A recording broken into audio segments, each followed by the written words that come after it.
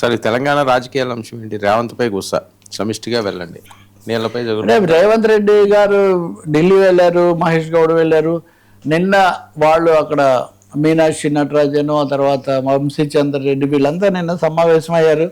ఖచ్చితంగా సమిష్టిగా వెళ్ళాలి, ఒక సమన్వయ కమిటీ కింద మీరు పని చేయాలి తప్ప ఏకపక్షంగా వెళ్ళకూడదని అనే పద్ధతిలో ఆయనకు సంకేతాలు ఇచ్చారు అని. అదే కాకుండా మహేష్ గౌడ్ పిసిసి అధ్యక్షుడిగా ఉన్నాయని ఆయన బహిరంగంగానే చెప్పేశారు. ఏమని?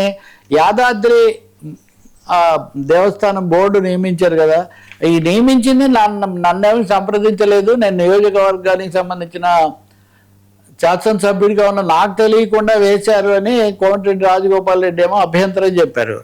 మాట్లాడుంటే బాగుండేదని మహేష్ గౌడ్ అప్పుడే అన్నారు. ఇప్పుడు ఆయన మళ్ళీ ఢిల్లీలో ఈ చర్చలు అయిన తర్వాత చెప్తున్నారు మాట్లాడి ఉండాల్సింది, సమిష్టిగా వెళ్ళటం. అలాగే ఒక సమన్వయ కమిటీ ఉంది, ఈ సమన్వయ కమిటీ ఖచ్చితంగా 45 రోజులకు ఒకసారి సమావేశమై తీరాలి, ప్రతి సమస్యకు కూడా దాని ద్వారా చేయాలి అని. అలాగే బట్టి విక్రమార్క ఉప ముఖ్యమంత్రి ఆయన కూడా పాల్గొన్నారు. ఆయన కూడా మీడియాతో మాట్లాడారు, కొన్ని తన విధానపరమైన అంశాలు ఇట్లాంటివన్నీ ఆయన కూడా కొన్ని తీసుకొచ్చారు. మీడియాలో చేసే కొన్ని వ్యాఖ్యలు మనకు వినిపించేవంటే, నిన్ననే కేటీఆర్ కూడా వెళ్ళారు, యాజ్ వి డిస్కస్డ్. కేటీఆర్ కూడా అక్కడే ఉన్నారు.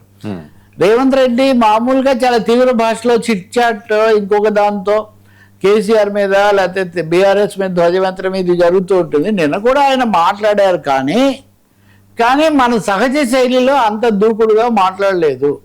సో అదే పనిగా కేసీఆర్ మీదో కేటీఆర్ మీదో చేసే వ్యాఖ్యలు వీటన్నిటి ద్వారా వివాదాలు కొని తెచ్చుకోకూడదు, రాజకీయమైన అంశాలు విధానపరమైన అంశాల మీద ఎక్కువగా ఫోకస్ పెట్టాలి.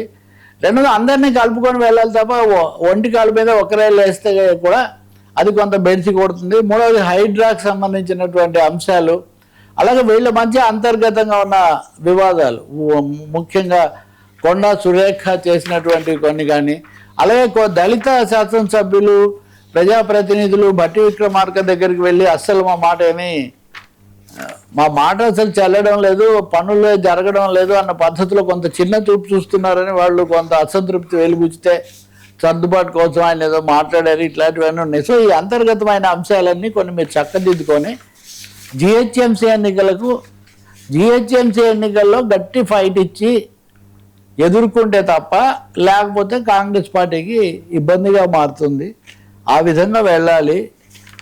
అలాగే నియామకాలు కూడా కీలకమైన నియామకాలు కొంత సంప్రదించుకొని చేయాలని సలహా ఇచ్చారు. రెండో దూకుడు తగ్గించుకోమని కూడా చెప్పారు అనేది ఒకటి.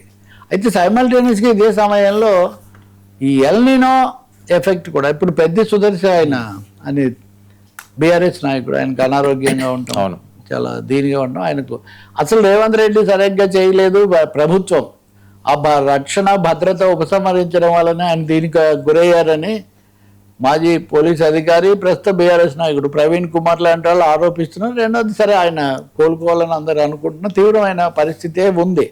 ఇవన్నీ ఇలాంటి భద్రతకు సంబంధించిన అంశాలు ఒకవైపు అయితే, నీళ్లు విడుదల ఎల్నినో ఎఫెక్ట్ చాలా ఎక్కువగా ఉంది.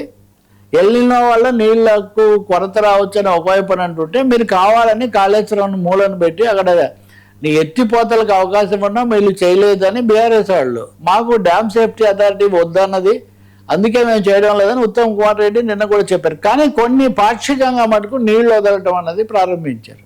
సో మా పోరాటం విజయవంతమైంది, నీళ్లు అసలు ఇచ్చే అవకాశమే లేదన్న వాళ్ళు నీళ్ళు ఇవ్వడం ప్రారంభించారు చూడండి అని వీళ్ళు చెప్తున్నారు.